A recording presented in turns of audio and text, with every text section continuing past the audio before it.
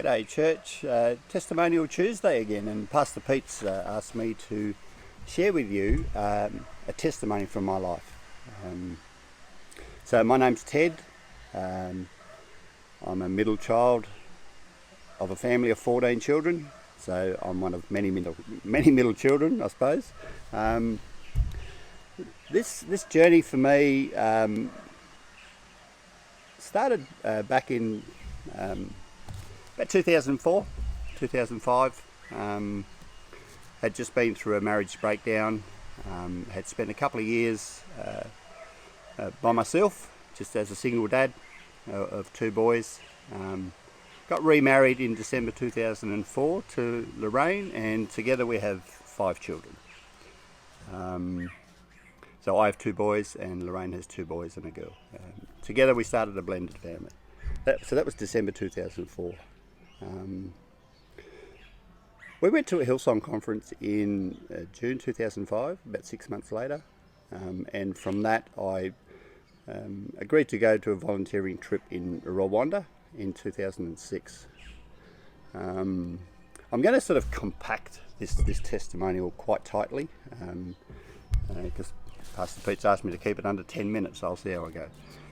So 2006 in Rwanda, volunteering for a month, building an orphanage. From a previous connection, I got a call from Freddie in Burundi, who runs Youth for Christ, and he had requested that I come and do some work in Burundi. That call, I told him I couldn't do it, but that call sort of just hung around. It just hung around in my spirit, and it just would not leave. Got back from the trip in July 2006, and grappled with this request of come and help. Was researching Burundi Youth for Christ and wondering what this was all about, and researching Burundi and trying to work out what that was about. This went on for July, August, September, and then by late September I said to my wife Lorraine, this is, I don't know what this is, but this is either me wanting to do a good thing. He had requested me to just build some orphan homes and stuff. This is either me coming off a trip wanting to do a good thing, or this was God calling. So as many things in my life I do now, if something keeps coming up in my memory, I believe it's God calling. So I said, I'm going to lay this down, and if it comes back, then this is God calling. So try to lay it down, it just would not go away. So then got to the realisation, yes, this was God calling, but I then had to decide, because what was about to happen was quite large. I was then living in Tasmania. To go to Burundi is about the furthest distance from Tasmania as you can get. So I knew he wasn't calling me to just build a couple of houses. He was calling me to something substantial. So I grappled with that for some weeks. God was calling. I had the options to say yes or no. It wasn't, as Pastor Pete says, a deal breaker. God was asking me to do something. If I said no, it wouldn't lock me out of heaven. But it was humbling also that God was asking me to do something. So I knew it was something large. So I spent some weeks grappling over that, and eventually decided that yes, I would answer that call and go to Burundi and work out what God wanted to do, what God wanted us to do as a couple, and so went to so accepted that call, And bearing in mind that the timing of this, you know, a young blended family of 18 months old, you know, with children ranging from 3 through to about 13 or 14, wasn't a good time. But this was God calling, so that was some 13 years ago. Went to Burundi the following year. Had a look at what Youth for Christ was doing there, and got back to Australia and spoke with Youth for Christ Australia, and mentioned to them what had been happening over the last 6 or 7 months, and was there something we could do together with Youth for Christ Australia to assist Youth for Christ Burundi, because they were all linked internationally. Had a meeting with them, and after an hour and a half's meeting, they basically said, you know, amazingly, a couple of years ago we set up an international aid organisation called Youth First Concerns.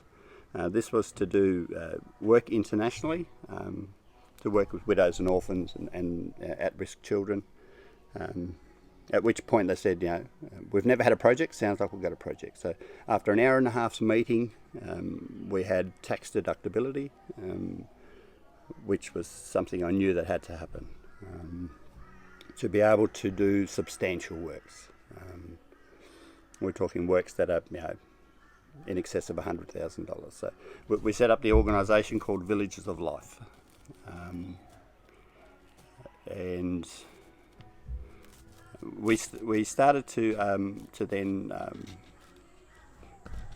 put the program in place to build eight homes, a small school for maybe 100 students, a little medical clinic. That was about the extent of it. Fast forward to today.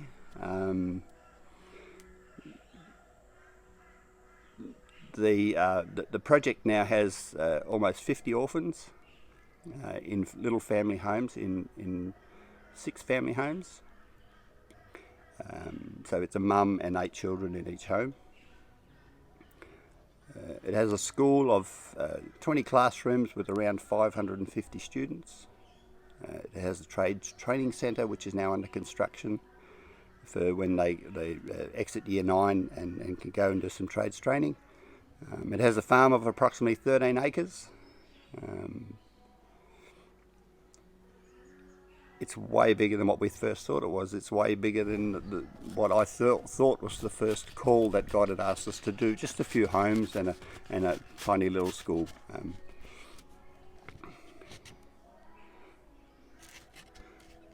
When I look back on everything that's happened, you know, I could have said no.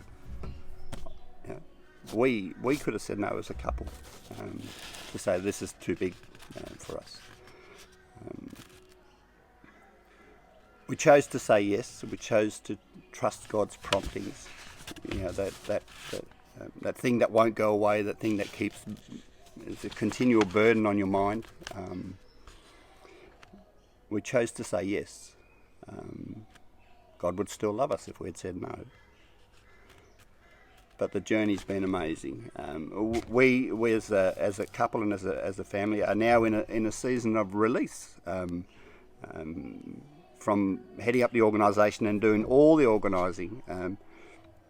We're now in a season of release. We have Villages of Life as a board of 3 other board members. They now manage most of the things. I've been handing over so many things to them. So to future-proof the organisation, so it's not, originally it was just Lorraine and I, and whatever we did happened, and if we didn't do it, it didn't happen. We now have teams in place. We have a Villages of Life board that runs the whole organisation. We have a gala ball committee. You would have heard Pete tell you late last year of a gala ball that raised in excess of $250,000, just mind-blowing. We have volunteer trips that go over there. We now have people in place to organise that. and we still oversee Villages of Life, but it's now a large team in multi areas. So we continue to listen to that prompt from God. You know, that thought, that prompt that doesn't go away. You know, and trusting His lead. I don't always hear verbally or audible from God, but through His Spirit, He continues to prompt and lead us. So I trust this is an encouragement to you, that to the church, that we would follow His lead, because amazing things can happen. And I'm still Ted. I'm still a middle child of a large family. Still very happily married to Lorraine. You know, we go from strength to strength. We're about to become grandparents. But really, you know, I'm no one special. I'm just a tradie, just a carpenter, and listening to God's promptings. So God bless you. I hope this encourages you on this Testimonial Tuesday. Thank you.